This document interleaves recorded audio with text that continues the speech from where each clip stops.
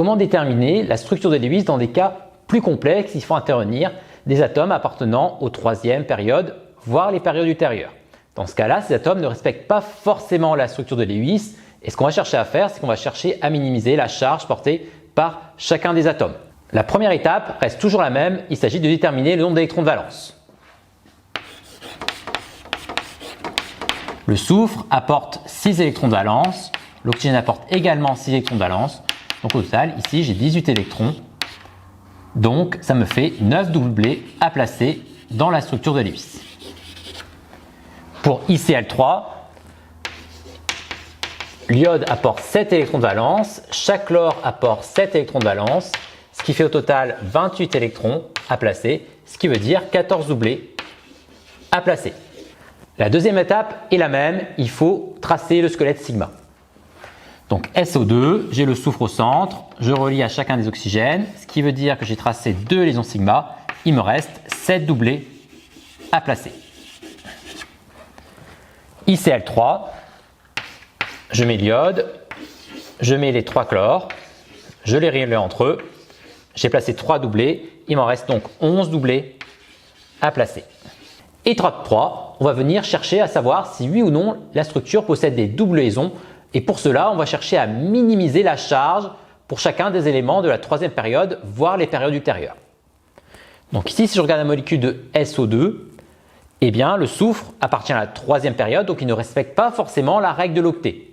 On va plutôt chercher à lui mettre autant d'électrons de valence qu'il n'en a en tant qu'élément. Donc ici le soufre, il a 2 électrons, donc il lui en manque 4. Donc je vais venir lui rajouter les 4 électrons qui manquent. L'oxygène, lui par contre, doit respecter la règle de l'octet. Donc je vais venir compter le nombre de doublés qui lui manquent pour respecter la règle de l'octet. L'oxygène ici, il lui en manque 3. L'oxygène ici, il lui en manque 3. Donc au total, si je n'avais que des doublés non liants, il m'en faudrait 3 plus 2 ici, ce qui fait donc au total 8 doublés. Or ici j'en ai que 7 à placer, donc c'est pas possible. Forcément j'ai des doubles liaisons. Donc je vais venir mettre une double liaison. Donc ici c'est-à-dire que j'enlève un électron au soufre qui va mettre en commun avec l'oxygène. Ici je me retrouve avec un nombre impair d'électrons sur le soufre, donc je vais venir mettre une deuxième double liaison. Et donc il me reste plus que 5 doublés à placer.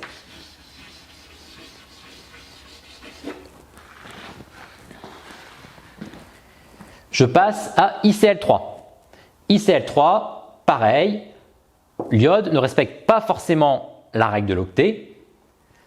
Donc je vais venir regarder le nombre d'électrons qu'il possède en tant qu'élément. 7, ici il en a 1, 2, 3, donc il en manque 4. Donc je vais venir mettre les 4 électrons. Le chlore, pareil, il doit en avoir 7, donc il manque 6 électrons.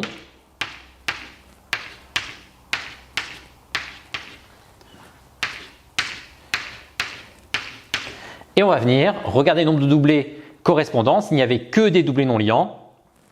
1, 2, 3, 4, 5, 6, 7, 8, 9, 10, 11. Ça correspond au nombre de doublés qui me restait à placer, donc je n'ai que des doublés non liants. Étape 4, je vais venir placer mes doublés non liants. Donc ici il m'en reste 5 à placer. Je regarde l'oxygène, il lui en manque 2. L'oxygène, le soufre 1, l'oxygène 2, ce qui me fait bien 5 au total. Donc ici je viens placer mes 5 doublés non liants de ma structure de Lewis. Pareil ici, je n'avais que des doublés non liants, donc il me reste juste à relier les électrons entre eux pour former les doublés.